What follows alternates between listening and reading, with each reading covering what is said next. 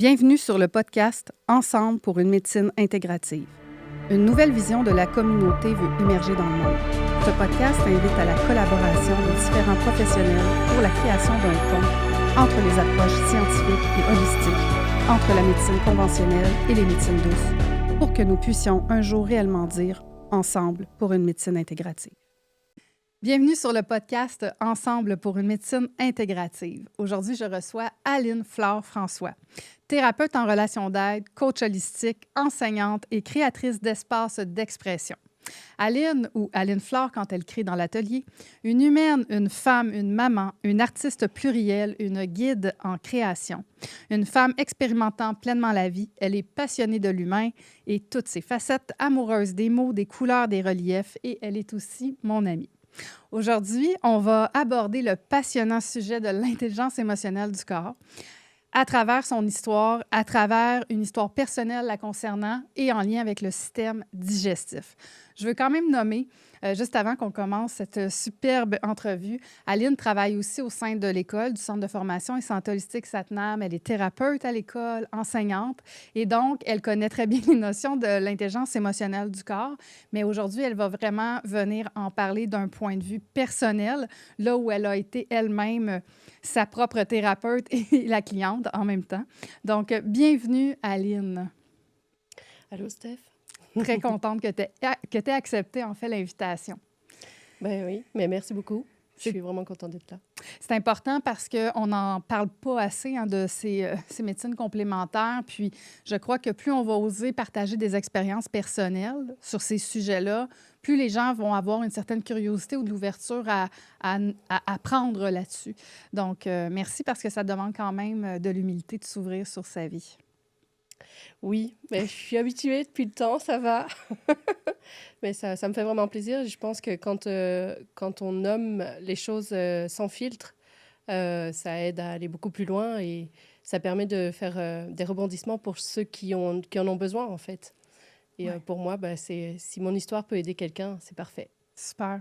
Alors, on va commencer avec le fameux pont, le pont pour une médecine intégrative. J'ai envie de nommer, Aline, toi, tu as vécu en Belgique là, toute ta vie jusqu'à ce que tu sois adulte et que tu quittes vers le Québec, où tu es établie depuis très longtemps. Tu es en couple ici, tu as des enfants. Donc, tu es maintenant, on pourrait dire, une Québécoise. Aussi. Un bon mélange. Oui, c'est ça. Mais tu viens de la Belgique et tu viens aussi d'une famille où tu as grandi avec 2 parents médecins, une maman pédiatre et homéopathe et un papa généraliste. Donc, quand même, tu as été élevée à travers la médecine traditionnelle beaucoup. J'aimerais savoir, qu'est-ce qui t'a amené, toi, Aline, à t'ouvrir à un métier d'accompagnement en médecine complémentaire? Et est-ce qu'il y a eu une histoire derrière ça, un déclencheur? Bref, j'aimerais ça t'entendre là-dessus. Ben oui. Alors, déjà, tu sais, juste par ma mère qui a les 2 facettes en elle et les a toujours eues et qui a toujours mis de l'avant, en fait, moi j'ai été soignée à l'homéopathie. Donc très rarement ça allait vers la médecine traditionnelle parce que c'est vraiment elle qui prenait les devants avec les enfants, c'est elle qui était beaucoup avec nous, surtout quand on était malade. Donc j'ai surtout vu ça, l'homéopathie à la maison, tout en ayant le discours de la médecine traditionnelle en arrière. Fait que c'est comme sur deux voies parallèles, tu sais. Fait que ça a toujours été là. Puis ça m'a habité toute mon enfance, tout le temps que j'ai vécu là-bas. Par contre, ce qui m'a amené à en faire un métier pour moi personnellement, je pense que c'est d'abord parce que j'aime l'humain. J'ai toujours, quand on me demandait en quoi je croyais quand j'étais enfant, je croyais en l'humain. Tu sais, il y a quelque chose dans l'humain, dans la capacité de l'humain à se transformer, à évoluer, à pouvoir passer à un autre niveau dans sa propre histoire, etc. Et donc ça, c'était vraiment ce qui m'animait depuis toujours. Et j'ai eu la chance, vraiment, à 15 ans, d'être envoyée chez une psy, vraiment psychologue, là, qui faisait, donc toujours en Belgique, qui faisait de la kinésiologie intuitive. Alors ça, là, les deux ensemble, c'est assez malade. Fait que j'ai pu... c'est génial, quoi. Fait qu'à 15 ans, j'ai expérimenté ça. Et en plus, elle travaillait avec les fleurs de bac. Fait que c'est le pont, déjà. Tu sais, moi, je le connais depuis que je suis toute petite, en fait. Et chez cette personne, ben, je ne sais même pas si elle le sait, mais ça a changé ma vie parce que j'ai vu en 1 an des transformations radicales dans ma façon d'être, dans mes relations, dans mon bien-être intérieur surtout. Et en fait, ben, quand je suis arrivée, donc après ça, bon, j'ai arrêté le suivi à un moment donné et ma vie a continué, pas forcément en s'améliorant, alors que ça s'améliorait pendant 1 an, mais après ça, ça a replombé un peu, si on veut. Et quand je suis arrivée au Québec, en fait, quasi après quelques mois, même pas que j'étais ici, j'ai fouillé Internet pour trouver une formation en kinésiologie intuitive. Je voulais trouver quelque chose dans ce domaine-là parce que ça m'avait sauvé mon adolescence temporairement, sauvé un bout de ma vie, sauvé une année où je me sentais bien. Sinon, je me sentais tout le temps mal, je me sentais toujours à part, différente, mal dans mon corps, incomprise tout le temps. Et ben voilà, c'est elle qui a fait ça, qui a fait l'étincelle en moi. Et quand je suis arrivée ici, ben dès que j'ai commencé à étudier là-dedans, c'était évident. Ça a Voilà. été le début d'une longue période de formation. Oh mon Dieu, j'ai toujours pas fini. Je suis encore à l'université, je suis encore dans l'environnement de Satnam. Tu sais, j'étude tout le temps, à peu Oui, près. c'est ça. Tu es une grande curieuse, tu es très ouverte, tu as étudié de la psychologie aussi, Oui, certificat oui, oui. psycho, tu as fait de l'art, beaucoup d'art. Ouais. Bref, c'est vraiment intéressant ton parcours. Alors, si tu veux bien, Aline, ce que je Ouais. ferais, je prendrais un petit moment juste pour expliquer que c'est important. On est au Québec ici. Alors, c'est quand même différent de la Belgique. Au Québec, c'est très important de consulter un médecin professionnel de la santé dans la médecine traditionnelle. Donc, tout ce qu'on va nommer durant cet épisode est à des fins d'exploration, des hypothèses, des pistes de réflexion intéressantes, une façon d'amener une curiosité chez les gens pour qu'on puisse faire évoluer ce qu'on connaît aujourd'hui vers ces approches-là. Oui, on apprécierait qu'éventuellement le fameux pont existe entre les médecines. Mais pour le moment, ça demeure que le médecin doit être le professionnel qui vous suit si vous avez un enjeu de santé. Alors, c'est dit. Je n'aurais pas oublié quoi que ce soit. Ça, tu connais la loi aussi, donc je pense que j'ai bien nommé. Parfait. Mhm. Alors, voilà, ça, c'est nommé. Deuxième aspect, Aline va parler de son vécu en lien avec le système digestif, de son histoire aussi, des liens qu'elle a pu trouver, identifier, pour en venir à un retour à la santé, on va le dire. Là, c'est quand même ça. Tu vas bien aujourd'hui. Avant d'aller là, je vais comme juste ramener la théorie de l'intelligence émotionnelle du corps, du décodage, pour que vous puissiez bien suivre l'histoire d'Aline puis comprendre tout ce qu'elle va vous raconter. Ça devient plus intéressant encore lorsqu'on comprend la théorie derrière. Donc, dans l'intelligence émotionnelle du corps, il y a toujours un stress émotionnel. Il y a toujours un conflit intérieur chez la personne que la personne ressasse, vit, que ce soit au quotidien ou assez régulièrement dans sa vie, qui fait qu'elle spinne dans ce problème-là, qu'elle en soit consciente ou pas consciente, qu'elle soit dans le déni, c'est là. C'est dans l'arrière-plan de sa vie. Ça peut faire des semaines, des mois, des années que c'est là avant que le corps se mette à dire « ça suffit ». Mais il reste qu'il y a toujours un stress émotionnel très précis à trouver. Et dans ce stress-là, ce qui est très important aussi de savoir, c'est que la personne est dans l'impuissance. Elle est dans « je ne parle pas de mes émotions ». Ça se peut que je raconte l'histoire, ça se peut que je raconte ce que je vis, mais je ne vais pas dans le ressenti et je n'ai toujours pas saisi, en fait, que c'est important que j'aille dans ces émotions-là et qu'ensuite je solutionne l'enjeu. Alors, il y a vraiment une importance à solutionner le conflit. Solutionner veut dire je trouve une solution à ce qui m'envahit dans ma pensée, qui me dérange et qui me tourmente. La solution peut être pratique, la solution peut être dans le dépassement, ce qui veut dire le développement personnel, un changement de regard, un lâcher-prise, le pardon, peu importe. Parfois pratique, qui veut dire carrément des actions concrètes. Donc, ça, c'est la théorie de base, là, juste pour que tout le monde saisisse où on s'en va. Je vais maintenant aborder le système digestif, puisque Aline va nous amener dans l'univers du système digestif.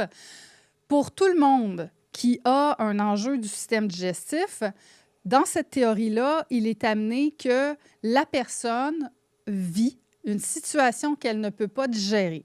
Et ce qu'elle ne peut pas digérer, ce n'est pas le morceau de fromage, le yogourt qu'elle a mangé ou la banane. Ce qu'elle ne peut pas digérer, c'est un événement, une situation, une personne, peu importe ce que c'est. Il s'est passé quelque chose et ça passe pas.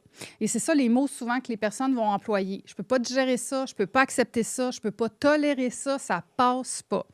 Et selon où on est dans le système digestif, on a des tonalités parfois un petit peu plus disgracieuses dans le vocabulaire, comme ça me fait chier, c'est dégueulasse, c'est écœurant, je peux pas croire qu'on me fait ça. Donc là, on va être un peu plus bas dans le système digestif. On a aussi les tonalités du rejet quand on pense au reflux gastrique ou à la diarrhée, des sujets du système digestif.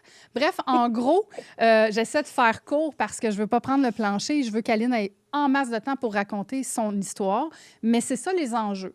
Est-ce que, selon toi, Aline, j'oublie une tonalité qui serait quand même pertinente par rapport à où on s'en va? Non? Non, OK. c'est pas mal complet. Parfait. Alors, maintenant que le cours est fait, on revient à toi. Alors, Aline, tu as eu dans ta vie, à un certain moment, des troubles dans le système digestif. Oui. On va quand même préciser que tu as fait tout ce qu'il faut, consulter, etc. Là. OK, c'est important. Et un jour, tu t'es tourné vers ton monde émotionnel en te disant je vais aller explorer tout ça. Donc, j'aimerais savoir, c'était quoi tes symptômes? Ça a commencé quand? Ça a duré combien de temps? Tu sais, c'est quoi un peu le contexte là, avant que tu t'occupes de ça et que tu ailles à l'intérieur de toi faire le chemin? Oui. Alors, ça a commencé quand? Ça, c'est toute une question, hein? Mais moi, je te dirais que ça a duré 7 ans à peu près de douleurs physiques. Quand est-ce que ça a commencé? Probablement bien avant ça. Tu sais, parce que tu parlais d'un choc, puis ben, pour ma part, c'est plutôt des multitudes de petits chocs au quotidien, puis avec des chocs spécifiques à différents âges, mais qui se sont reproduits en répétition. C'est comme on a retapé sur le clou plusieurs fois, là. Fait que voilà pour cette partie-là. Mais sinon, ça a duré à peu près 7 ans. Et au niveau des symptômes, j'ai fait des crises, surtout dans les derniers temps. Et c'est là que c'est quand j'ai fait des crises à devoir me coucher par terre dans la douche avec de l'eau froide sur le dos. C'est à ce moment-là que j'ai fait, OK, là, si je continue, ça va vraiment pas bien aller. Fait que autant je me regarde tous les jours, je fais attention à plein de choses, je réfléchis sur plein de choses, etc. Ce sujet-là, il était gros, puis jusque-là, je trouvais pas. J'avais vu des morceaux, j'avais compris telle partie, OK. Mais le gros truc, là, le noyau, le centre de l'oignon, là, non, je trouvais pas. Fait que ça faisait vraiment des crises de la zone foie, vésicule, estomac. Alors, j'ai pas un détail spécifique parce que j'ai pas été chercher exactement l'étiquette, mettons, là, mais c'était vraiment cette zone-là. Et j'en avais des répercussions dans le dos avec des crampes dans les vertèbres. J'ai encore des fois, quand je fais pas assez attention ou quand on fait une journée avec trop d'aliments qui sont vraiment trop riches, mais en même temps, si je me regarde, je vois aussi toutes les pensées, je vois aussi toutes les émotions, tu sais, tout le multicouche qui est derrière. Et dans le fond, ben, c'est ça. Donc, je faisais des crises. Qu'est-ce que j'avais d'autre comme symptômes? Les douleurs du dos, j'ai eu ça pendant 7 ans. Les crises, c'est juste l'année passée. Et après ça, ben, j'avais un peu du reflux à l'occasion, tu sais. Fait quand même Pas mal, là. un amalgame de différents symptômes, assez handicapants. Oui, vraiment. Douloureux. Oui, parce que je savais jamais quand ça allait partir. C'est parti plusieurs fois chez nous. Bon, ça, c'est cool, j'ai la douche à proximité. Bon, voilà, je me suis calmée. Il fallait vraiment que je me calme. Ça me mettait en hyper stress. Ça faisait vraiment des crises qui génèrent un stress. Mais ça part aussi quand je suis au resto. Ça, c'est super handicapant.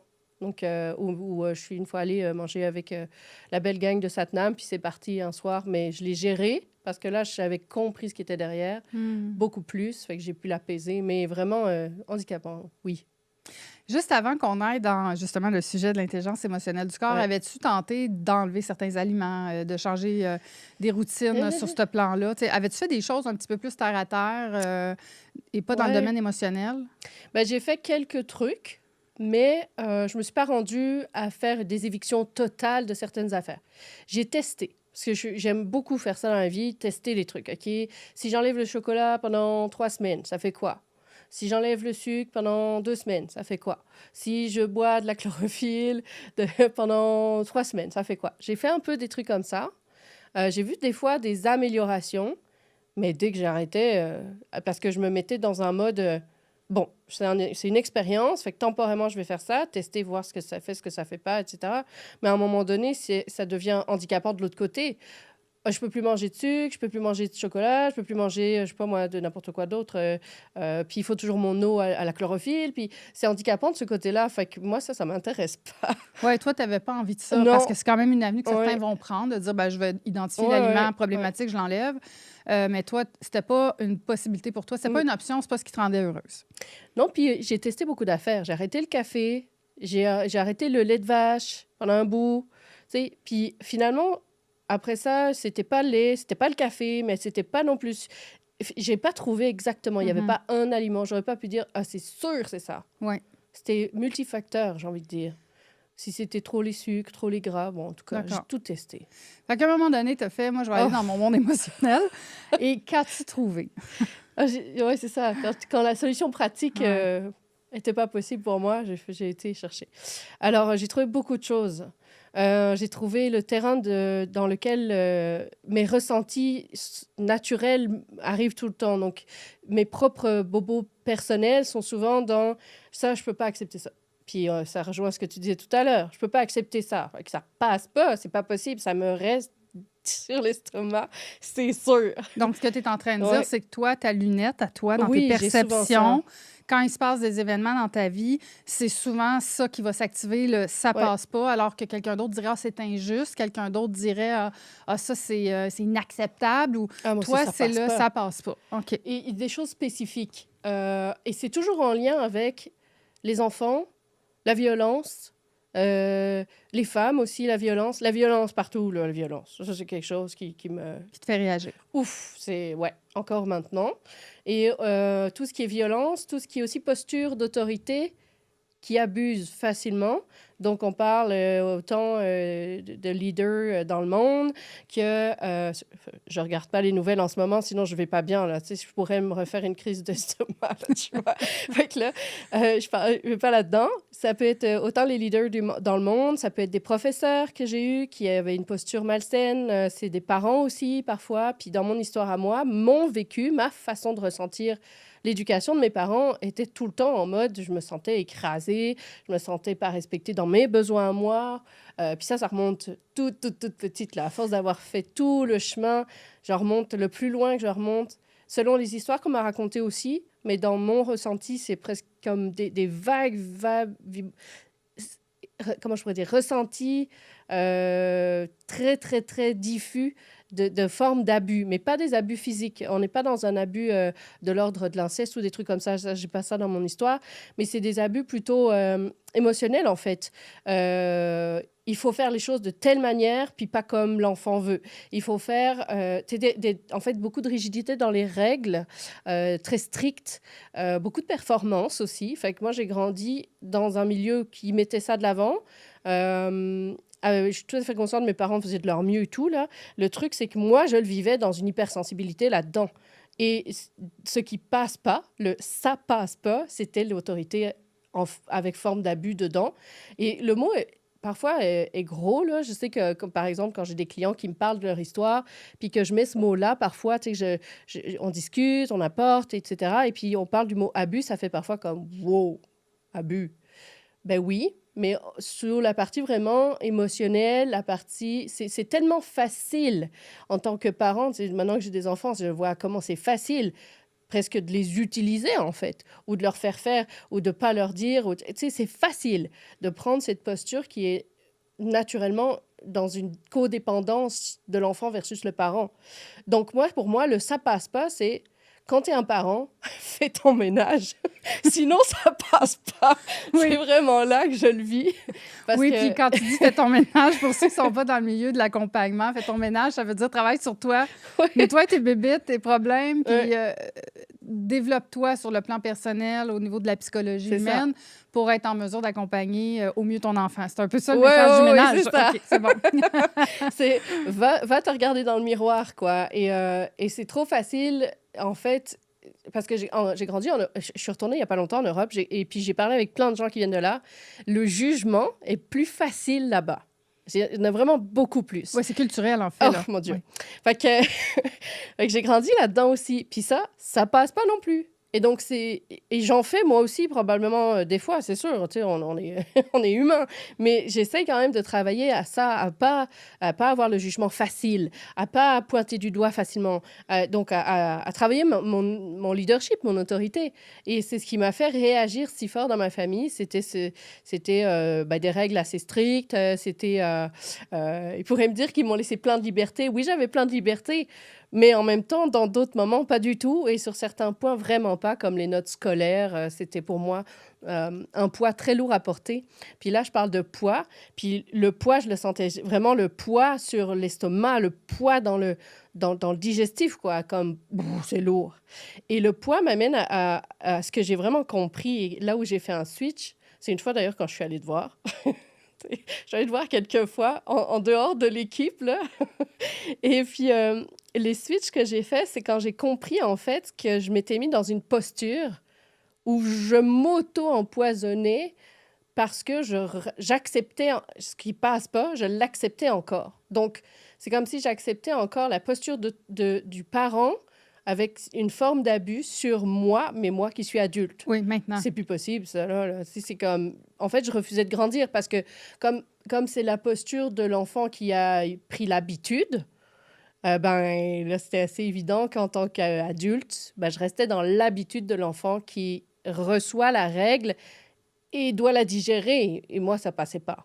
Oui, parce que même si tu t'es solidifié en tant qu'adulte, que tu as pris de l'autonomie affective, que tu t'es développé, lorsqu'on a eu une certaine relation avec nos parents, on retombe dedans. C'est difficile de faire la transition pour un jour dire on va être deux adultes collatérales, sans hiérarchie. Il y en a une hiérarchie, qu'on la veuille ou pas, elle existe, elle est là. Et ça va teinter la dynamique, assurément, là, même si on est dans la conscience. Ça demande beaucoup de travail sur soi pour arriver à transcender ce qui a été répété. Oui, vraiment. Puis, par contre, quand on commence à bouger, ça bouge. Oui. Puis ça, j'ai la chance, et je l'ai constaté dernièrement, je suis allée là-bas. Moi, ça fait 20 ans que je travaille là-dessus, sur tout ça. Et là, ça bouge. Et j'ai vu des transformations réelles, des vrais changements, des vrais changements au niveau communication, au niveau relationnel, au niveau de l'attitude, au niveau de la capacité à aller vers l'autre. Donc, ça bouge. Et j'ai pas forcé ça pour eux. Je l'ai fait pour moi. Et en fait, c'est un peu le principe du mobile. Quand il y a un qui bouge, l'autre, comme le micro, tout bouge. Mm-hmm. Fait que ça, j'ai vraiment observé ça. Et il y avait un truc que je voulais dire, c'est... Moi, j'ai un esprit très visuel.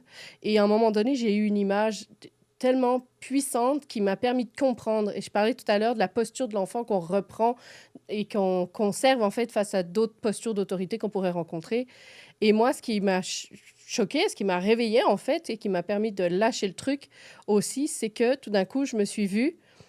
Je parlais avec une cliente d'à peu près le même sujet et elle m'amenait sur le même sujet. Et tout d'un coup, j'ai fait... Oh, là, ça y est, l'image monte, là. C'est pas si je vois des images. Là, je me suis vue, en fait, comme on voit les canards et les oies de foie gras. Comment ça se passe, le foie gras, les canards, pour ceux qui ne savent pas? On leur apprend à ouvrir la bouche pour les remplir de grains en surplus. Et après, ils en créent un foie gras parce que je ne sais pas trop comment ça se passe. La physiologie corporelle, j'ai étudié ça il y a longtemps. Mais en gros, ça vient que ça crée un foie gras. Donc, le foie... C'est du gavage. Oui, c'est du gavage. Ouais. C'est ça. Et donc, c'est d'être gavé. Puis, tu sais, moi, j'ai travaillé sur ma notion du manque, ma notion du trop, du pas assez. J'étais gavée. En fait, je me suis vue faire, tu sais, la bouche ouverte, puis dans l'entonnoir, parce que c'est avec un entonnoir. Ils rentrent l'entonnoir dans le gosier, ici, des oiseaux, là, puis ils te remplissent ça. C'est criminel.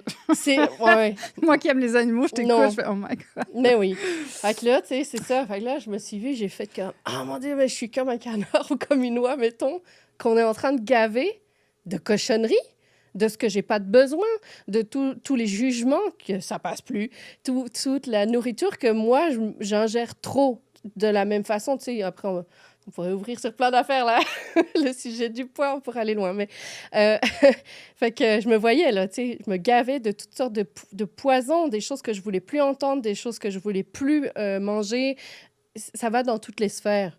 Et en fait, quand j'ai arrêté de me gaver, quand j'ai vu cette image, j'ai fait OK, le poison, là. Si je laisse rentrer le poison, c'est tout empoisonné en dessous. Tu sais, si ça continue partout, c'est sûr que ça va plus. Mon corps s'auto-remplit. Puis en fait, le truc, c'est qu'après, j'ai dû aller dénicher à l'intérieur de moi-même, là où je m'auto-empoisonnais, surtout, plus que tout le reste, en fait. Parce que quand j'ai lâché la partie où je m'auto-empoisonne, là, ça a lâché partout. Tu sais, on va se le dire, Aliana, ça, c'est quand même un long cheminement. Tu sais, Ouais. puis long, je veux pas dire que c'est très long, mais ça reste que c'est pas seulement une prise de conscience, c'est un grand chemin à l'intérieur de toi qui demande de te voir, de te revoir, parfois à quelques reprises sur différents aspects, d'aller chercher des espaces que tu n'avais peut-être pas vus, sous un angle, sous un autre angle. Ça demande quand même de la volonté d'aller dans toutes ces sphères-là. Tu sais, puis l'image est forte, mais tu sais, quand tu parles de gavage, on parlait pas de bouffe pour vrai. Là. On était en train de parler Non, des jugements, ouais. de ce qu'on me force à avaler, de ce qu'on me force à être, à Ouais. entendre. Bon, peu importe. Et ça, ce sont tous des sujets différents. Là. Ah oui, oui, C'est- non, mais oui. Fait que ça a pris du temps avant que je trouve vraiment le point de bascule. Puis c'est vraiment cette image qui me reste parce que je la trouve super puissante. Et après ça, tu sais, j'aime beaucoup travailler avec le dessin. C'est ce que je fais avec ma clientèle et ce que je fais dans mes programmes de formation, tout ça.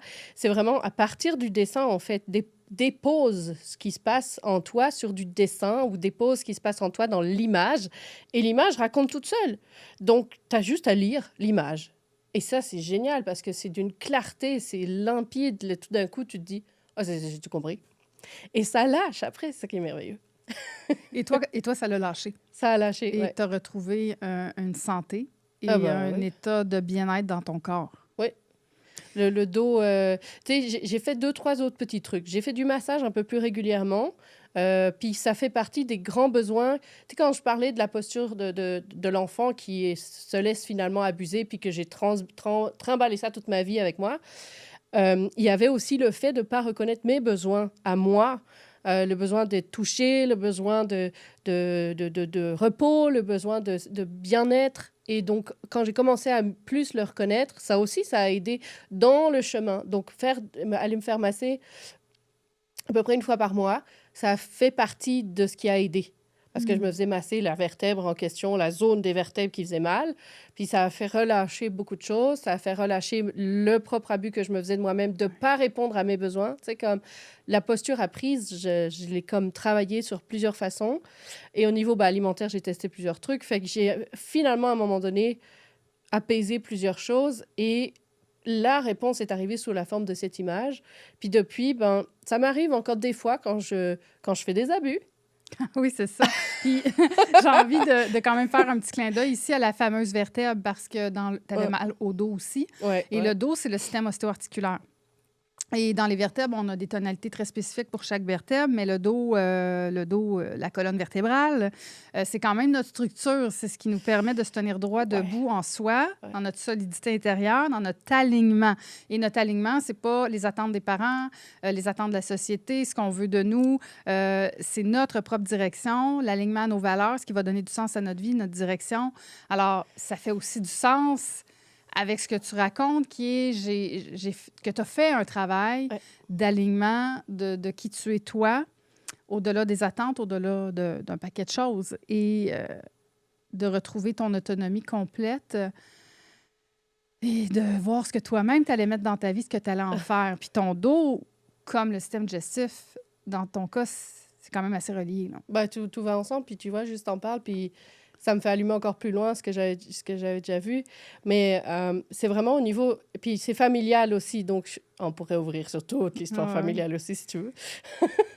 On peut faire bien des affaires. Fait que dans le dos où j'ai mal, là, c'est une coupure. Hein.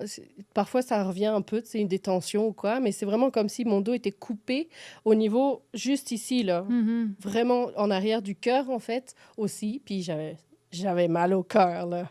Ouais, symboliquement, c'est toute l'autorité dans le mode abus, donc où il n'y a pas d'amour là-dedans. Ça ne circule pas dans la famille, là. Tu sais, je veux dire, on peut aller très loin, là. On peut faire plein des affaires. Mais juste au niveau du dos, au niveau de ma structure, c'était vraiment un renfermement des épaules et tout le haut du dos. Puis mon père, ma grand-mère ont ce côté voûté. Et en fait, ce qui passait pas, c'est que je m'auto-mettais dans une posture où j'abuse de moi je prends responsabilité d'essayer d'aider tout le monde, là. Mais pas moi. Fait que je m'occupe d'essayer de transformer tout ce que je peux transformer de la famille au complet, l'arbre généalogique. Allez, hop, c'est moi qui vais tout régler, c'est moi qui vais tout régler. Non, non, non. Je vais juste m'occuper de moi d'abord. Et ça va régler les autres. Mais moi, et en fait, je me mettais après toute la généalogie, quoi. Et je m'étais mis ça comme une mission, comme on peut se mettre parfois, là, des idéaux. Et donc, l'abus que je me faisais à moi-même, c'était de voir comme celle qui est, tu sais, a libéré le clan. chaînon qui libère toute la famille, là. Ouais. C'était un peu beaucoup C'est de quand même responsabilité. oui, c'est beaucoup de poids. Beaucoup de poids. On dit le poids des loyautés familiales invisibles. Oh mon Dieu. Le poids transgénérationnel. Oui. Et moi, j'ai envie de te ramener aussi dans les solutions. Ouais. Tu sais, on a parlé au départ que derrière un symptôme du corps, on a un stress émotionnel spécifique. Tu en as parlé, là, tout ce qui passe pas. Tes besoins, toi, en tant qu'enfant, jeune femme, les attentes parentales, l'autorité. Bref, tu as bien nommé que ton stress était relié à ça. Et ça s'est développé un peu plus tard dans ta vie adulte. Le symptôme, mais ça faisait longtemps que tu traînais des irritants reliés à ça. Mm-hmm. Un jour, tu fais tes prises de conscience, tu mets le puzzle en ordre. C'est comme tu vois clair un peu ton image de ton oie. Tu as comme saisi le truc. Toi, tu as fait « Oh mon Dieu, je viens de me comprendre ». Il demeure qu'il faut le solutionner. Oui. Par dépassement ou par voie pratique. Quelle a été, toi, ta solution? Parce que c'est bien beau de voir le stress, mais pour dégager le corps, on a besoin de solutionner le truc. Ça a été quoi? Ben, tu vois, je sais pas de quoi te répondre exactement. Je pense, comme je travaille sur moi depuis très longtemps, oui. Souvent, la prise de conscience fait déjà un bon bout de chemin. Après, ben, il y a encore un bout qui n'est pas fait, j'en suis consciente. C'est pour ça que des fois, ça revient, tu sais. Puis, mais là, dernièrement, je dirais que c'est vraiment de me mettre en priorité et de commencer à oser dire non avant que ça descende. C'est comme, plutôt que d'accepter une idée que je ne veux pas, en fait, ben, c'est avant de la faire rentrer, c'est de l'arrêter ici, c'est non. Donc, d'être dans le respect de tes limites. Oui, c'est ça. De communiquer tes limites, tes besoins. Oui. Ce que tu veux, à quoi tu dis oui, à quoi tu dis non. Donc, ta Beaucoup solution est Ouais. plus dans l'affirmation de soi. Oui, tout à fait, dans l'affirmation, mais aussi dans l'accueil et l'acceptation de ma posture de leader dans ma business, ma posture de leadership. Quand, par exemple, j'enseigne pour Satnam ou quoi, j'ai la posture dans laquelle je suis, d'accepter que c'est ma place. Parce que ça aussi, ça faisait partie du truc, tu sais, comme tout se renfermer, ben je prends pas de place, là, mais en même temps, je prends de la place. En tout cas, mais là, c'est d'ouvrir les ailes, réouvrir les ailes, vraiment. Puis c'est intéressant où tu m'amènes avec le leadership parce que autant tu as eu un enjeu avec l'autorité. Oui. Donc, longtemps, tu as nommé l'autorité comme étant conflictuelle pour toi, mais une autorité saine, ça existe. Oui. Même si ce n'est pas ce que tu as vécu nécessairement au départ. Et pour œuvrer dans des postes ou dans des rôles où on a du leadership, il faut être en paix avec l'autorité parce que quelque part, il y a une posture d'autorité là-dedans. Il y a une posture d'autorité quand on accompagne nos clients en métier d'accompagnement. Il y a une posture d'autorité quand tu enseignes chez Satnam. Il y a de la posture d'autorité avec tes enfants. Tu sais, des postures d'autorité, on en a. Alors, il y a quelque chose... Là-dedans, il y a quelque chose à regarder dans « Je dois faire la paix aussi avec cette hiérarchie naturelle qui s'installe, l'autorité saine, puisque ça peut aussi être bon. » Oh oui, Est-ce que ton propre cheminement dans tes forces de leader t'a amené à faire un certain cheminement ou trouver une forme de paix avec ce mot, l'autorité? Ben, ouais, j'ai deux choses qui me viennent en tête. Bon, mes enfants ont été des guides merveilleux. Quand on prend le temps d'écouter les enfants, ils sont assez incroyables. Ils nous montrent exactement ce qu'on doit voir et ce qu'on doit lâcher. Donc, moi, quand je me suis vue tomber dans des figures parentales que j'ai connues et qui m'ont fait extrêmement mal, moi, dans ma sensibilité d'enfant, je me suis dit que je ne pouvais vraiment pas être ce parent-là. qu'il fallait vraiment que j'aille travailler là-dessus. Puis ici, on parle de la partie violence. Pas que j'ai pas eu de violence physique, en tout cas au niveau culturel, quelques petits trucs, mais pas du dramatique, mettons. Mais là où je le voyais dans la violence, c'est plus dans la violence verbale, crier, sortir de ses gonds. Tu sais, donc, dans ma posture de parent, les fois où ça m'est arrivé par fatigue, par épuisement, parce que je ne m'étais pas respectée, de nouveau, donc je ne me suis pas mis de l'avant, je n'ai pas assez dormi, j'ai pris trop de travail, etc. Fait que mes enfants devenaient la goutte de trop, ce qui fait que dans le débordement, ben, je tombais dans abus, parce que j'avais abusé de moi-même, dans mon énergie, dans ma santé, dans n'importe quoi. Et donc, eux faisaient, en fait, payer les frais de cet abus de moi-même, finalement, que je retournais vers eux. Facile. C'est là que je disais, c'est ça qui passe pas, là. Ça passait pas avec moi-même. Je me sentais vraiment pas bien après. Ça amène un sentiment de... déjà, il y a de la honte. Fait que ça m'a permis de travailler sur la honte. Il y a un sentiment de se voir impuissant face à l'enfant et se voir impuissant face à soi-même qui réagit. Parce que on est toujours deux dans ma tête, là, tu sais. Il y a celui qui réagit, puis il y a celui qui se voit réagir et qui fait « Tu vas te dire plus tard que c'était pas une bonne idée. » Mais c'est ça, là, tu sais, vraiment mon observateur qui est tout le temps là. Et donc, des fois, c'est pas évident de se voir tout le temps. Et, en tout cas, il y avait ça. Et l'autre chose que je voulais aussi ramener, c'est dans la prise de conscience que j'ai eue, il y a le gavage, il y a cette image du foie gras, finalement. Et il y en a un autre qui est vraiment ressorti et que je travaille maintenant super souvent avec mes clients, là, ça ressort partout. C'est le principe de l'opposition.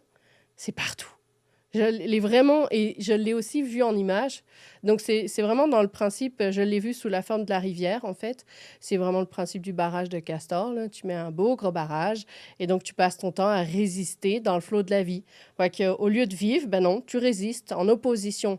Mais là, si on le pousse plus loin, c'est ma vie, qui je suis, mon moi.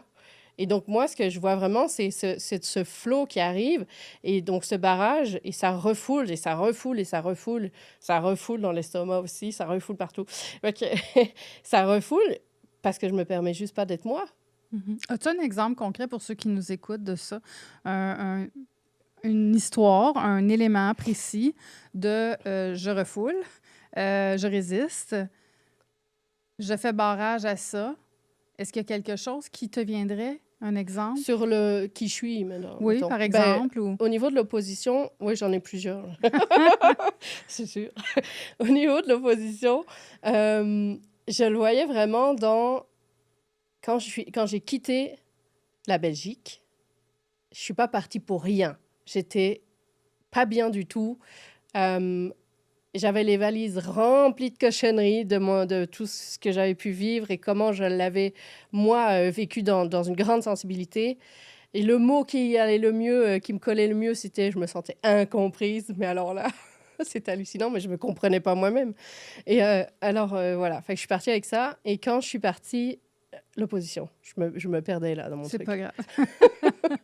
Oui. On parlait de résistance, Oui, refuser, ne pas accepter. Oui, Bon. Ben, en partant, le principe, c'est se déraciner. Je voulais changer de vie, je voulais créer des nouvelles racines. Sauf que quand on se déracine avec une souffrance, c'est comme tu laisses tes racines là-bas, puis tu flottes. Tu flottes. C'est drôle parce que pendant longtemps, j'ai eu plusieurs adresses, j'étais domiciliée là-bas. Tu sais, il y avait toutes sortes d'affaires, même au niveau papier, qui étaient symboliques, quoi. Et j'avais plus de racines. T'étais errante. Ah ouais. Je flottais. C'était cool quelque part, mais à un moment donné, il faut remettre les pieds sur terre parce que mes projets finissaient jamais, j'aboutissais dans rien. C'est ça, là. Puis je flotte encore des fois, là, parce que c'est un truc amour-haine un peu encore, là, mais ça va bientôt se poser. Mais c'était vraiment ça. Je me suis déracinée, littéralement, sauf que j'ai laissé mes racines là-bas parce que je les trouvais dégueulasses. De nouveau, du digestif, tu sais, je trouvais ça dégueulasse. Comme... vraiment, dans mon hypersensibilité, dans mon ressenti, là, c'était comme tout ce que j'ai vécu, c'est dégueulasse. Comme on dit, jeter le bébé avec l'eau du bain, là. Oui. Hop, tout jeté. T'as rien gardé. Déjà, vous voulez rien Mais- garder, tout rejeter. Mais assurément que dans la vie, il y a des nuances, mais à ce moment-là, tu Ouais. n'étais pas capable de les faire. Ah non, pas moyen. Fait que Mhm. c'était, je rejette en bloc. Et le truc, c'était, je ne veux surtout pas être comme eux. Mais en faisant ça, je ne suis surtout pas moi-même non plus. Et Ouais. d'où l'opposition, j'y viens. Fait que, en opposition à, je veux surtout pas être comme eux. Mais si je suis pas comme eux, je suis pas comme ceux qui m'ont conçu, ce dans quoi j'ai grandi, la famille où j'ai grandi, la maison, l'espace, le lieu, le degré de richesse, le degré, je sais pas moi, d'études, etc. C'est tout Ouais. ça. Oui, parce que si tu rejettes tout, rejet, système digestif, Rejet. il reste rien. Alors, Mm. s'il reste rien, qui suis-je? Qu'est-ce que je construis? Une âme errante. Et c'est Sans intéressant racine. parce que dans tes solutions, Ouais. hein, tu sais, puis on part du symbolique à du concret dans notre discussion, mais Ouais. dans tes solutions, quelque part, tu t'es réapproprié des aspects de cette famille-là parce Oui, que, oui. justement, tout n'était pas Non. beau, là. Ben non, c'est ça. Et c'est un chemin de pardon qui Oui. m'a amené là, d'acceptation, de dire, de me voir. Et souvent, je me ramène vraiment à l'origine, tu sais. Si je ressens ça, probablement que le parent ressent exactement la même chose, ce qui est assez fou d'ailleurs. Je me le fais vivre à moi-même. Je le ressens que mon parent me le fait vivre, mais je lui fais vivre aussi. C'est le principe du Mhm. triangle des trois. C'est beaucoup avec Lise Bourbeau qu'on apprend tout ça, tu sais, au niveau des blessures et tout ça. Et moi, je le vois c'est limpide. Et donc, en fait, quand je suis de nouveau prise, parce qu'on s'oublie, hein, fait que quand je retombe dans mes bibittes, je me ramène toujours à ça. Oui, mais ce que tu ressens de l'autre, Hmm. où est-ce que tu te le fais à toi? Et c'est là qu'on grandit, c'est parce qu'une fois qu'on le lâche avec soi-même, ça n'a même plus lieu d'être, ça arrive même plus. Oui, c'est ça, parce que tout ce qui est devant nous parle de nous. Ouais. Et tu sais, je vais nous amener là doucement pour comme fermer un peu cette belle histoire, mais effectivement, à partir du moment où toi, tu as fait le chemin en dedans de toi, mais vraiment là, le tour, et que tu es en train de te réapproprier les forces de ces parents-là, leurs qualités, des aspects d'eux que tu as aussi en toi, des aspects d'eux que tu as jugés, mais que tu as aussi vus en toi avec tes propres enfants. Tu sais, il y a comme des choses qui peuvent s'apaiser, comme tu dis, c'est un chemin de pardon. Ben si ça lâche, enfin, tu arrives chez toi, c'est ce que tu exprimes, hein? Tu es allé chez toi récemment et les relations changent. Oui. Parce que tout ce qui est Concrètement. devant nous parle de nous. Mhm. Et c'est là où c'est beau parce qu'on a un réel pouvoir intérieur, même sur ce qui est à l'extérieur de nous, parce que souvent, c'est notre propre lunette. Hein, tu as bien parlé de perception. Ah oui, il y a oui. des faits, là. Mais il y a des faits, mais il y a aussi des perceptions dans le ressenti. Mm. Alors, si on s'autorise ce chemin-là en dedans, on a une pièce de théâtre très différente à l'extérieur de nous. Et c'est ça qui est magnifique dans le chemin d'exploration de nos vies, en fait. Oui, puis souvent, on oublie comment ça change. On oublie le chemin qu'on a fait. On se rend même pas compte qu'on part d'un, je sais pas moi, 10 sur 10 de désagréable et qu'on est rendu à 2, 3 sur 10 de désagréable. Et c'est vraiment une grosse différence. Et ça change tout parce que ça change autant dans nos relations de couple, nos relations parents, nos relations familiales de manière générale, nos amitiés, notre travail, dans tout. Ça bouge partout.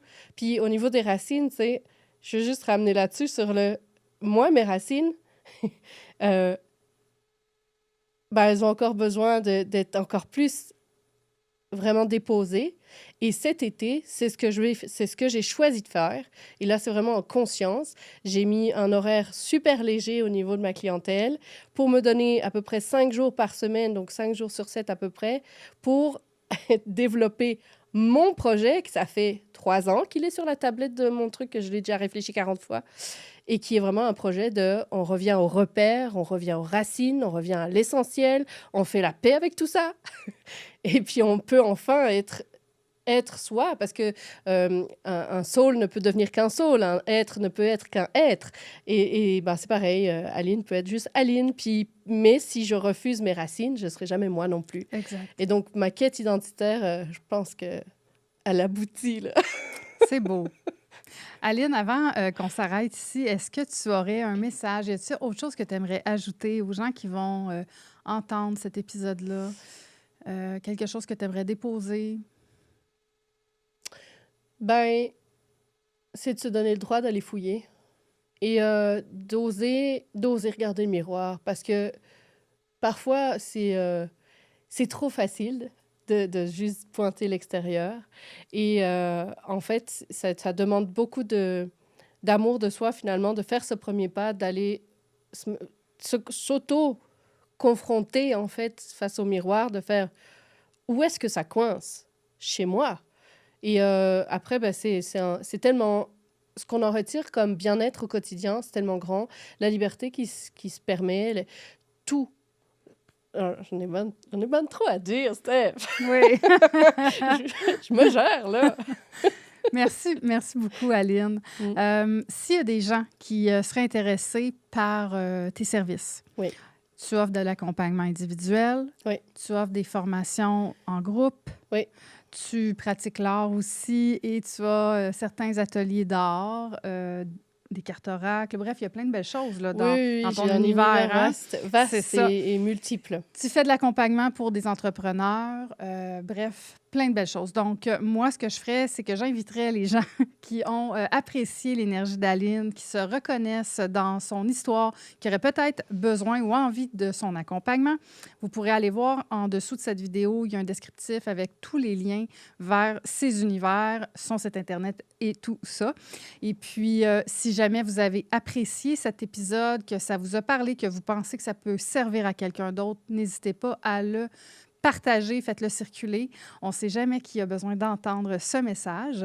Et je vous remercie pour votre grand intérêt envers le podcast Ensemble pour une médecine intégrative. À très bientôt tout le monde.